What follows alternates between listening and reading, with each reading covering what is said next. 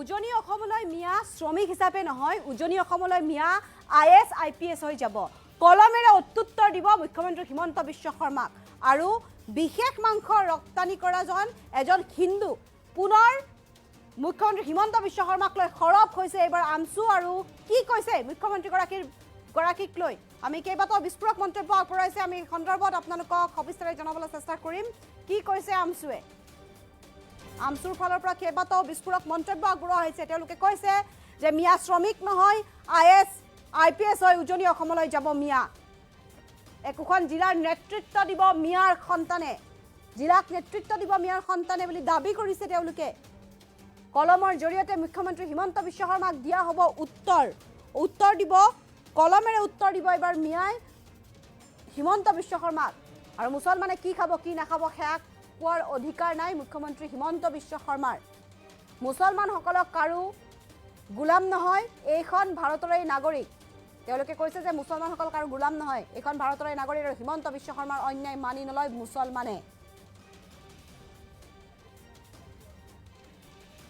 আৰু হিমন্ত বিশ্ব শৰ্মাক প্ৰত্যুত্তৰ আমছুৰ। মুছলমানৰ নাম লৈ হিন্দু মানুহে বিশেষ মাংস ৰপ্তানি কৰি আছে। বিশেষ মাংস ৰপ্তানি কৰা কোম্পানীৰ স্বত্বাধিকাৰীজন এজন হিন্দু। এই দাবী আমছুৰ ফালৰ পৰা। আমছুৱে দাবী কৰিছে যে বিশেষ মাংস ৰপ্তানি যি কৰে সেই ৰপ্তানি কৰা কোম্পানীৰ স্বত্বাধিকাৰীজন এজন হিন্দু বুলি দাবী কৰিছে। আৰু মিয়া শ্ৰমিক নহয়, IS IPS হৈ উজনি অসমলৈ যাব। একোখন জিলাক নেতৃত্ব দিব মিয়াৰ সন্তানে। কলমৰ জৰিয়তে মুখ্যমন্ত্ৰী হিমন্ত বিশ্ব শৰ্মাক দিয়া হ'ব উত্তৰ। মুছলমানে কি খাব কি নাখাব সেয়া কোৱাৰ অধিকাৰ নাই হিমন্ত বিশ্ব শৰ্মাৰ। আৰু মুছলমানসকল কাৰো গোলাম নহয়, এইখন ভাৰতৰেই নাগৰিক। হিমন্ত বিশ্ব শৰ্মাৰ অন্যায় মানি নলয় মুছলমানে। হিমন্ত বিশ্ব শৰ্মাক প্ৰত্যুত্তৰ আমছুৰ। আৰু মুছলমানৰ নাম লৈ হিন্দু মানুহে বিশেষ মাংস ৰপ্তানি কৰি আছে। বিশেষ মাংস ৰপ্তানি কৰা কোম্পানীৰ স্বত্বাধিকাৰীজন এজন হিন্দু। কি কৈছে আমি আপোনালোকক সেই মন্তব্য শুনাবলৈ চেষ্টা কৰিম। গো মাংস খাব নালাগে। মই হিমন্ত বিশ্ব শৰ্মা ডাঙৰীয়াক কৈছো, আমি কি মাংস খাম, কি পিন্ধিম, কেনেকে চলিম, আপোনাৰ কোৱাৰ নৈতিক অধিকাৰ নাই। আপোনাৰ নৈতিক অধিকাৰ নাই। আমি সকলো জাতি জনগোষ্ঠীক সন্মান জনাই আমি কেনেকে খাব লাগে, কেনেকে চলিব লাগে, কেনেকে পিন্ধিব লাগে, এই কথাটো আপুনি সংখ্যালঘু ৰাইজক শিকাব নালাগে। আপুনি সদায় লাঠি পুলিচ আইন কানুনৰ ভয় দেখুৱাই সংখ্যালঘুক ডমিনেট কৰিব বিচাৰিব, এইটো আমি মানি নলওঁ। সংখ্যালঘু অকল জাগ্ৰত হৈ উঠিব। আৰু জাগ্ৰত হৈ উঠিলে সংখ্যালঘু ৰাইজে যদি আন্দোলন ৰাজপথত কৰে হিমন্ত বিশ্ব শৰ্মাৰ মেচিনাৰী বিকল হৈ যাব। নাটক। শ্ৰীৰামপুৰৰ পৰা গৰু গৈ মেঘালয় পায়। মেঘালয়ত কি কাটে না নাকাটে? মেঘালয়ত গৈ কাটি আছে। তোমাৰ ৰাস্তা দি কিয় যাব দিয়া? কিয় যাব দিয়া ইমান যদি সন্মান? মেঘালয়ৰ মুখ্যমন্ত্ৰীক বুকুত ধৰি সাৱটি কৰ্মচাম কিয় কৰা? মেঘালয়ৰ মুখ্যমন্ত্ৰীটো গৌ মাংস খায়। অৰুণাচলৰ মুখ্যমন্ত্ৰী গৌ মাংস খায়। ইমান ভাল ৰিলেশ্যন কিয়? উত্তৰ পূৰ্বাঞ্চলৰ নেডাৰ সভাপতি আপুনি এৰি দিব লাগিছিল। আপুনি 5 ষ্টাৰ হোটেলত কিয় যায়? আজি মুখ্যমন্ত্ৰী যদি দম আছে, আল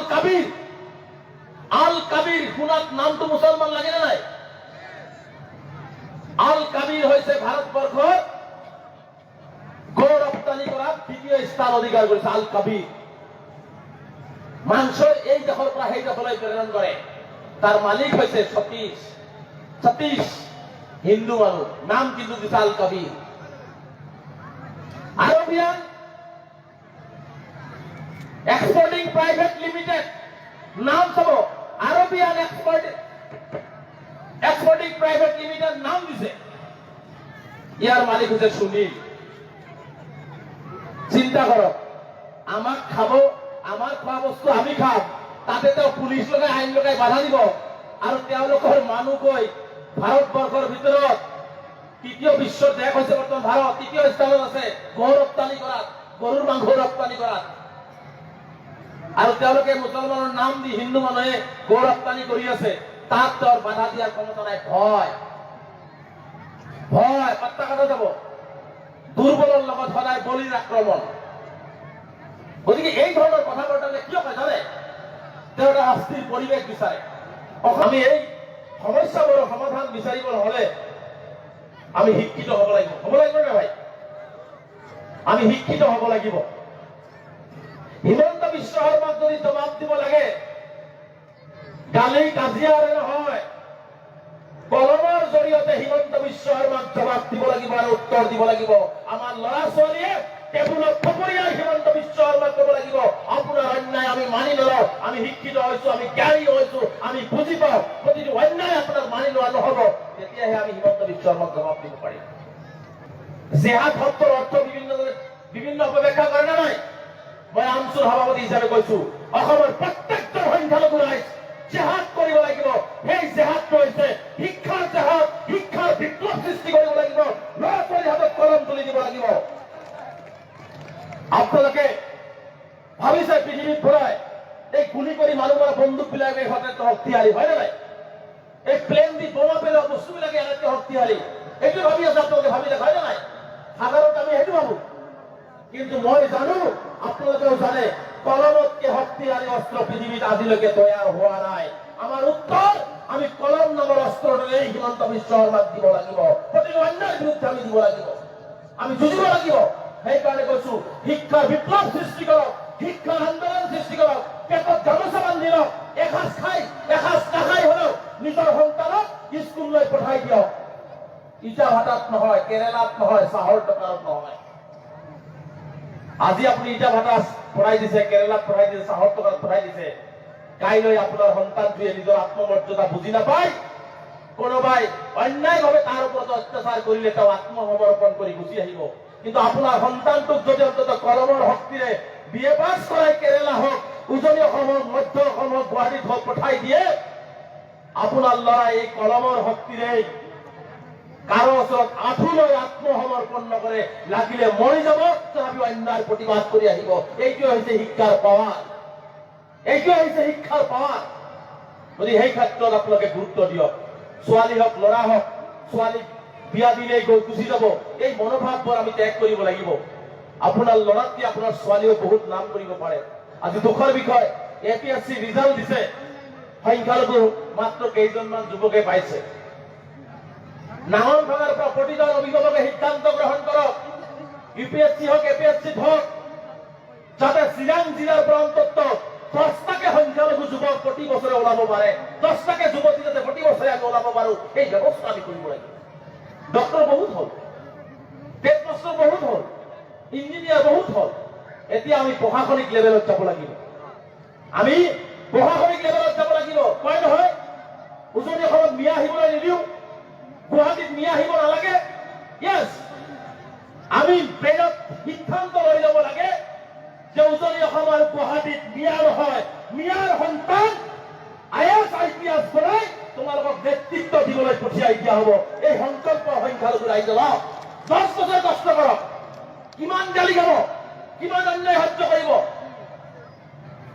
10 বছৰৰ সিদ্ধান্ত গ্ৰহণ কৰক। যদি এই জাতিটোৱে 10 বছৰ যদি কষ্ট কৰে, এই খাটি খোৱা জাতি, কষ্ট কৰিব পৰা জাতিয়ে যদি কষ্ট কৰিব পাৰে, মাত্ৰ 10 বছৰ সন্তানৰ পিছত দিয়ক, আপোনাৰ সন্তানে এটা এটা জিলাত নেতৃত্ব দিব প্ৰশাসনিকভাৱে, গোটেই ভাৰতবৰ্ষত নেতৃত্ব দিব। সেইকাৰণে কৈছো, শিক্ষাৰ ওপৰত গুৰুত্ব দিয়ক, ছোৱালী শিক্ষাৰ ওপৰত গুৰুত্ব দিয়ক। গো মাংস খাব নালাগে। মই হিমন্ত বিশ্ব শৰ্মা ডাঙৰীয়াক কৈছো, আমি কি মাংস খাম, কি পিন্ধিম, কেনেকে চলিম, আপোনাৰ কোৱাৰ নৈতিক অধিকাৰ নাই, আপোনাৰ নৈতিক অধিকাৰ নাই। আমি সকলো জাতি জনগোষ্ঠীক সন্মান জনাই আমি কেনেকে খাব লাগে, কেনেকে চলিব লাগে, কেনেকে পিন্ধিব লাগে, এই কথাটো আপুনি সংখ্যালঘু ৰাইজক শিকাব নালাগে। আপুনি সদায় লাঠি, পুলিচ, আইন কানুনৰ ভয় দেখুৱাই সংখ্যালঘুক ডমিনেট কৰিব বিচাৰিব, এইটো আমি মানি নলওঁ। সংখ্যালঘুসকল জাগ্ৰত হৈ উঠিব, আৰু জাগ্ৰত হৈ উঠিলে সংখ্যালঘু ৰাইজে যদি আন্দোলন ৰাজপথত কৰে, হিমন্ত বিশ্ব শৰ্মাৰ মেচিনাৰী বিকল হৈ যাব। নাটক, শ্ৰীৰামপুৰৰ পৰা গৰু গৈ মেঘালয় পায়, মেঘালয়ত কি কাটে না নাকাটে? মেঘালয়ত গৈ কাটি আছে, তোমাৰ ৰাস্তা দি কিয় যাব দিয়া, কিয় যাব দিয়া ইমান যদি সন্মান? মেঘালয়ৰ মুখ্যমন্ত্ৰীক বুকুত ধৰি সাৱটি কৰ্মদান কিয় কৰা? মেঘালয়ৰ মুখ্যমন্ত্ৰীটো গো মাংস খায়, অৰুণাচলৰ মুখ্যমন্ত্ৰী গো মাংস খায়, ইমান ভাল ৰিলেশ্যন কিয়? উত্তৰ পূৰ্বাঞ্চলৰ নেডাৰ সভাপতি আপুনি এৰি দিব লাগিছিল। আপুনি 5 ষ্টাৰ হোটেলত কিয় যায়? আজি মুখ্যমন্ত্ৰী যদি দম আছে, আল কাবিৰ শুনাত নামটো মুছলমান লাগে নে নাই? আল কাবিৰ হৈছে ভাৰতবৰ্ষৰ গো ৰপ্তানি কৰাত দ্বিতীয় স্থান অধিকাৰ কৰিছে আল কাবিৰ। মাংস এই দেশৰ পৰা সেই দেশলৈ প্ৰেৰণ কৰে। তাৰ মালিক হৈছে সতীশ হিন্দু মানুহ, নাম কিন্তু দিছে আল কাবিৰ। আৰবিয়ান এক্সপোর্টিং প্রাইভেট লিমিটেড, নাম চাব আরবিয়ান এক্সপোর্টিং প্রাইভেট লিমিটেড নাম দিছে। ইয়ার মালিক হচ্ছে সুনীল। চিন্তা করো, আমাক খাব, আমার খোৱা বস্তু আমি খাম, তাতে তেওঁ পুলিশ লগাই আইন লগাই বাধা দিব, আৰু তেওঁলোকৰ মানুহ গৈ ভাৰতবৰ্ষৰ ভিতৰত তৃতীয় বিশ্বৰ দেশ হৈছে বৰ্তমান ভাৰত, তৃতীয় স্থানত আছে গৰু ৰপ্তানি কৰাত, গৰুৰ মাংস ৰপ্তানি কৰাত। আৰু তেওঁলোকে মুছলমানৰ নাম দি হিন্দু মানুহে গো ৰপ্তানি কৰি আছে, তাত তেওঁৰ বাধা দিয়াৰ ক্ষমতা নাই। ভয় পাত্তা কাটা যাব। দুৰ্বলৰ লগত সদায় বলিৰ আক্ৰমণ। গতিকে এই ধৰণৰ কথা বতৰা কিয় কয় জানে? তেওঁ এটা শাস্তিৰ পৰিৱেশ বিচাৰে। আমি এই সমস্যাবোৰৰ সমাধান বিচাৰিবলৈ হলে আমি শিক্ষিত হব লাগিব। হব লাগিব নে ভাই? আমি শিক্ষিত হব লাগিব। হিমন্ত বিশ্ব শৰ্মাক যদি জবাব দিব লাগে, গালি কাজিয়াৰে নহয়, কলমৰ জৰিয়তে হিমন্ত বিশ্ব শৰ্মাক জবাব দিব লাগিব আৰু উত্তৰ দিব লাগিব। আমাৰ ল'ৰা ছোৱালীয়ে টেবুলত থপৰিয়াই হিমন্ত বিশ্ব শৰ্মাক ক'ব লাগিব, আপোনাৰ অন্যায় আমি মানি নলওঁ, আমি শিক্ষিত হৈছো, আমি জ্ঞানী হৈছো, আমি বুজি পাওঁ, প্ৰতিটো অন্যায় আপোনাৰ মানি লোৱা নহব। তেতিয়াহে আমি হিমন্ত বিশ্ব শৰ্মাক জবাব দিব পাৰিম। জেহাদ শব্দৰ অৰ্থ বিভিন্ন অপব্যাখ্যা কৰে নে নাই? মই আমচুৰ সভাপতি হিচাপে কৈছো, অসমৰ প্ৰত্যেকজন সংখ্যালঘু ৰাইজ জেহাদ কৰিব লাগিব। সেই জেহাদটো হৈছে শিক্ষাৰ জেহাদ, শিক্ষাৰ বিপ্লৱ সৃষ্টি কৰিব লাগিব, ল'ৰা ছোৱালীৰ হাতত কলম তুলি দিব লাগিব।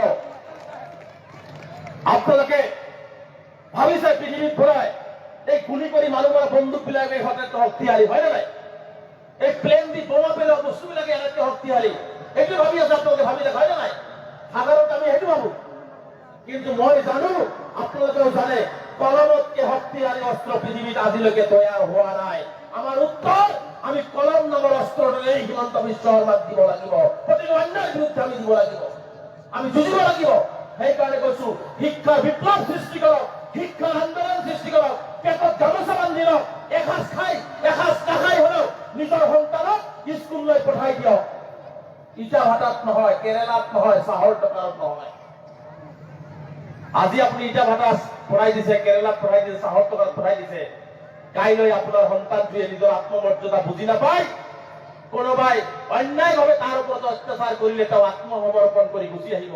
কিন্তু আপোনাৰ সন্তানটোক যদি অন্তত কলমৰ শক্তিৰে BA পাছ কৰাই কেৰেলা হওক, উজনি অসম হওক, মধ্য অসম হওক, গুৱাহাটীত হওক পঠাই দিয়ে, আপোনাৰ ল'ৰাই এই কলমৰ শক্তিৰে কাৰো ওচৰত আঁঠু লৈ আত্মসমৰ্পণ নকৰে, লাগিলে মৰি যাব, তথাপিও অন্যায়ৰ প্ৰতিবাদ কৰি আহিব। এইটোৱে হৈছে শিক্ষাৰ পাৱাৰ, এইটোৱে হৈছে শিক্ষাৰ পাৱাৰ। গতিকে সেই ক্ষেত্ৰত আপোনালোকে গুৰুত্ব দিয়ক। ছোৱালী হওক ল'ৰা হওক, ছোৱালীক বিয়া দিলেই গৈ গুচি যাব, এই মনোভাৱবোৰ আমি ত্যাগ কৰিব লাগিব। আপোনাৰ ল'ৰাতকে আপোনাৰ ছোৱালীও বহুত নাম কৰিব পাৰে। আজি দুখৰ বিষয়, APSC ৰিজাল্ট দিছে, সংখ্যালঘু মাত্ৰ কেইজনমান যুৱকে পাইছে। নাঙল ভাঙাৰ পৰা প্ৰতিজন অভিভাৱকে সিদ্ধান্ত গ্ৰহণ কৰক, UPSC হওক APSC হওক, যাতে চিৰাং জিলাৰ পৰা অন্তত 10টাকে সংখ্যালঘু যুৱক প্ৰতি বছৰে ওলাব পাৰে, 10টাকে যুৱতী যাতে প্ৰতি বছৰে আমি ওলাব পাৰো, এই ব্যৱস্থা আমি কৰিব লাগিব। ডক্টৰ বহুত হল, টেট মাষ্টাৰ বহুত হল, ইঞ্জিনিয়াৰ বহুত হল, এতিয়া আমি প্ৰশাসনিক লেভেলত যাব লাগিব। আমি